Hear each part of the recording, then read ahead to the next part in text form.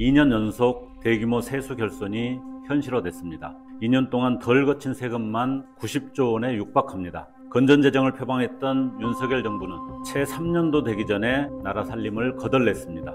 2023년 사상 최대 규모인 56조 4천억 원의 결손을 내고도 특단의 대책 마련 없이 낙관한 재정당국의 책임입니다. 최상목 대통령 권한대행은 뭐라고 했습니까? 지난해 5월 기자간담회에서 전년과 같은 대규모 세수 결손은 없을 것이라고 장담하지 않았습니까? 그러나 법인세 인하 등 부자 감세 기조를 고집한 결과 또다시 대규모 세수 결손을 초래했습니다. 이 정도로 살림이 거덜났다면 한 집안의 경우라도 가장의 책임이 가볍지 않았을 것입니다. 2020년 코로나19 팬데믹이라는 초유의 경제위기 상황에서 6조 5천억 원의 불가피한 세수 결손이 발생했을 때 국민의힘은 문재인 정부를 맹비난했습니다.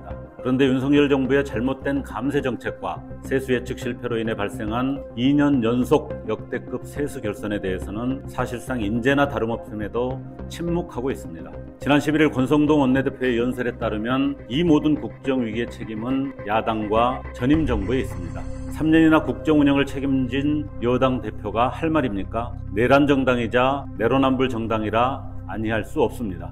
문제는 올해도 세수 결손을 피하기 어려워 보인다는 점입니다. 올해 정부의 국세 수입 전망은 382조 4천억 원인데 지난해 세수 실적 336조 5천억 원과 비교하면 45조 9천억 원을 더 걷어야 합니다. 그러나 포기를 모르는 부자 감세 기조, 주요 산업의 국제 경쟁력 약화, 트럼프 행정부의 관세 전쟁 등 통상 환경의 어려움을 고려하면 사실상 불가능하다는 게 전문가들의 지적입니다. 거듭되는 세수 결손은 대한민국 재정 기반을 흔들고 있습니다. 정부가 올해도 대규모 불용 처리를 통해 파행적인 재정 운영을 이어갈 게 아니라면 추가 경정 예산은 편성을 서둘러야 합니다. 하루가 급합니다. 최상목 권한대행에게 경고합니다. 여야 합의를 핑계로 내란 특검을 막아 세우더니 또다시 같은 논리로 추경도 미룰 생각입니까?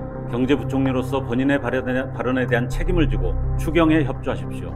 내란 속의 윤석열만 대행하는 국민 배신 행위를 중단하고 단 한 번이라도 민생의 고통을 해결하기 위한 책임 있는 결단을 하시기 바랍니다. 한 가지만 더 말씀드리겠습니다. 구구 내란 선동 세력이 법원 침탈에 이어 민주화의 성지 광주까지 침탈하려 하고 있습니다. 13 내란 속의 윤석열과 서부지법 폭동 세력을 옹호하고 5.18 북한 개입설을 주장해온 극우 세력이 오는 토요일 5.18 정신이 깃든 금남로 광장에서 집회를 하겠다고 합니다. 12.3 내란 세력의 반민주적 망상과 가장 대척점에 서 있는 광주에서 윤석열의 헌정파괴 내란 행위를 정당화하는 망동을 광주 시민은 결코 용납하지 않을 것입니다. 헌재 심판 과정에서 드러나는 윤석열과 하수인들의 한심한 궤변과 거짓에 보통 국민들조차 혀를 차는 상황입니다. 이런 자들을 추종하며 반헌법적, 반민주적 언어로 5.18 민주광장을 더럽히는 일은 단호히 차단돼야 합니다.